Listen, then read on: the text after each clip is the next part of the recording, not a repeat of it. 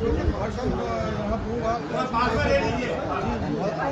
शिव संकल्प साहित्य परिषद के 25वें साहित्यकार एवं शिक्षक सम्मान समारोह की अध्यक्षता कर रहे माननीय डॉक्टर मोहन तिवारी जी आनंद, समारोह के मुख्य अतिथि प्रख्यात साहित्यकार डॉक्टर प्रभुदयाल मिश्र जी, कार्यक्रम के संयोजक आयोजक माननीय सुरेश गोस्वामी जी और सभागार में उपस्थित सभी समस्त महानुभावों को मेरा सादर नमस्कार, धन्यवाद।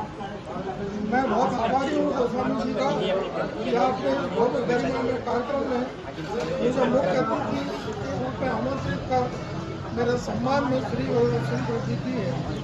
मैं पुनः आभारी हूँ नर्मदा पूर्व आकर मुझे माँ नर्मदा के दिव्य दर्शनों का पुण्य लाभ मिला। मित्रों, माँ नर्मदा जी के प्रति मेरा अनन्य अनुराग है। शायद ही कोई दिन ऐसा जाता होगा जब मैंने माँ नर्मदा के पवित्र नाम की स्तुति न की। मित्रों, मेरा जन्म माँ ताप्ती जी के उद्गम स्थल मुल्ताई में हुआ था। उसकी गोद में खेलते कूदते में बड़ा हुआ और जब मुझे डाकघर में नौकरी लगी तब मेरी पहली पोस्टिंग जबलपुर में हुई। मुझे मुल्ताई में माँ ताप्ती की गोद में पलने बढ़ने का सौभाग्य प्राप्त हुआ कि जबलपुर में आकर मुझे माँ नर्मदा जी के पावन तट पर सानिध्य प्राप्त हुआ। मैं पुनः माँ नर्मदा जी और ताप्ती जी को प्रणाम करता हूँ। दोनों को मेरा प्रणाम, बारंबार प्रणाम। प्रख्यात साहित्यकार, उपन्यासकार, तुलसी साहित्य अकादमी के अध्यक्ष एवं कर्मनिष्ठा जैसी मासिक पत्रिका के संपादक डॉक्टर मोहन तिवारी जी आनंद ने साहित्य समाज में अपनी गहरी छाप छोड़ी है। कैकी जैसे उपेक्षित पात्र पर आपने एक शोधपरक उपन्यास लिखकर साहित्य की मंजूषा को मालामाल किया है। डॉक्टर श्री प्रभुदयाल मिश्र जी का नाम दृष्टि साहित्य में अग्रगण्य है। क्षमा याचना के साथ यदि मैं ये कहूँ कि आप एक चलती फिरती यूनिवर्सिटी है तो इसमें कोई अतिशयोक्ति नहीं होगी। आप दोनों महानुभावों ने हिंदी के प्रचार प्रसार और उन्नयन के लिए भगीरथ किया है। आप दोनों महान विभूतियों को हम सभी को साधुवाद, धन्यवाद। मित्रों, साहित्य क्षेत्र में मेरा उतना ही योगदान है जितना कि उस नन्ही गिलहरी का जो समुद्र के पानी में अपने शरीर को भिगोती, फिर आकर रेत पर लोटपोट होती और अपने शरीर में लिपटे रेत के कणों को समुद्र में छोड़ाती थी। साहित्य सेतु के निर्माण में मेरा बस यही छोटा सा प्रयास है। कविता की कुंज गलियों में विचरण करता हुआ मेरा साहित्य जगत में प्रवेश हुआ था। उसके बाद कहानियाँ, लघुकथाएँ, लेख आलेख मैंने लिखे और मुझे भ्रमण करने का बहुत शौक है। अभी हाल में ही मेरा यात्रा को लेकर के पुस्तक प्रकाशित हुई है जिसका बहुत सुंदर नाम है पाताल कोट, जहाँ धरती भासती आसमानी प्रेम पत्र। पाताल कोट, जहाँ धरती भासती आसमानी प्रेम पत्र प्रकाशित हुआ है। विगत 20 वर्षों से मेरा जुड़ाव हिंदी भवन भोपाल से होने और हिंदी भवन के मंत्री संचालक दादा पंत जी के सानिध्य में रहकर और आशीर्वाद पाकर मेरे 4 कहानी संग्रह, एक यात्रा वृत्तांत संग्रह, 18 ई बुक्स और 80वें पड़ाव पर आकर मैंने राम कथा पर 4 उपन्यास लिखे हैं। पहला उपन्यास का नाम है वनगमन, दूसरा है दंडकारण्य की ओर, तीसरा है लंका की ओर और चौथा है युद्ध और राज्याभिषेक। मित्रों, मैंने कभी अपने आप को एक आला दर्जे का साहित्यकार नहीं माना। मैं आज भी अपने आप को विद्यार्थी के रूप में पाता हूँ। खूब पढ़ना, खूब घूमना और लिखना मेरे जीवन की अभिन्न दिनचर्या है। आप सभी को पुनः साधुवाद, धन्यवाद, आभार।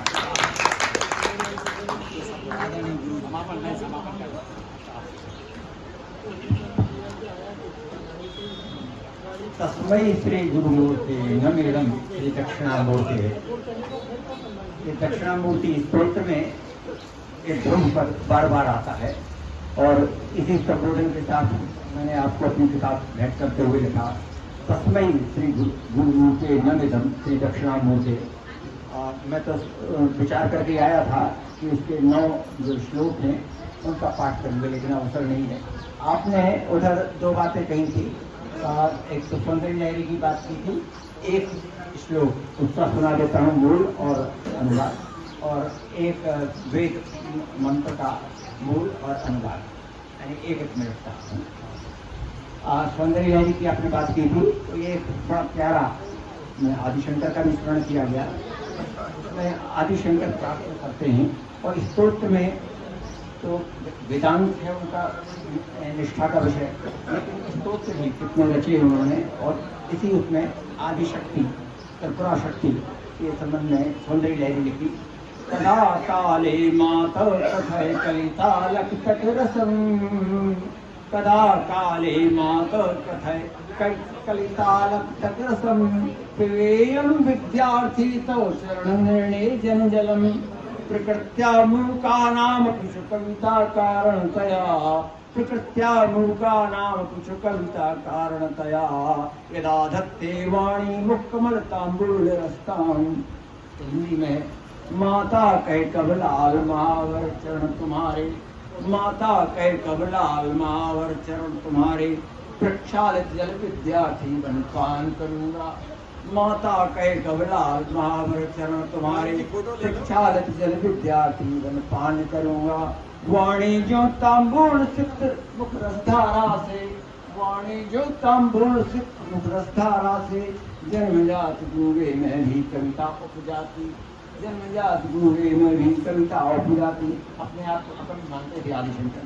आपने वेद की बात की, और ज्योतिषाम ज्योति एकम तन्मे मना शिव संकल्पमस्तु, इससे इतना बड़ा संस्थान आपका चल रहा है। उसमें जो यजुर्वेद का एक मंत्र आता है, उसका एक अनुवाद संक्षिप्त में पद का, जिसमें वो कहते हैं,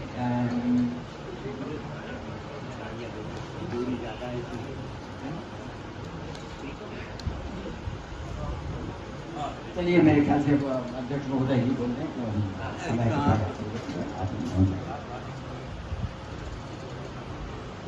मैं जिन दो महानुभावों के बीच में बैठा हूँ, उनके चरणों का वंदन करते हुए, अपने भाई बड़े हैं मुझसे बहुत, लेकिन मुझे इतना प्यार करते हैं, मैं समझता हूँ कि शायद ही कुछ इन्हें गिने लोग ऐसे होंगे। आदरणीय गोवर्धन यादव जी, मेरे बड़े भाई आदरणीय जगदीश वाजपेयी जी, और इस प्रांगण में जितने लोग आए थे, जितने लोग इस कार्यक्रम में शामिल रहे, उन सबको मैं नमन करता हूं। मुझे पूरी तरह से याद है कि 2004 में पंडित गिरि मोहन गुरु जी को मैंने भोपाल में बुलाकर तुलसी सम्मान से सम्मानित किया था, और तब से अभी तक वो मेरे कहने से भोपाल के लगभग 80 साहित्यकारों को सम्मानित कर चुके हैं। मैं हर बार उनको सूची देता हूं और अपने मुर्गे पकड़ के ले आता हूं, और यहाँ पर उनको माला पहनवा करके, साल दे करके सम्मानित करें।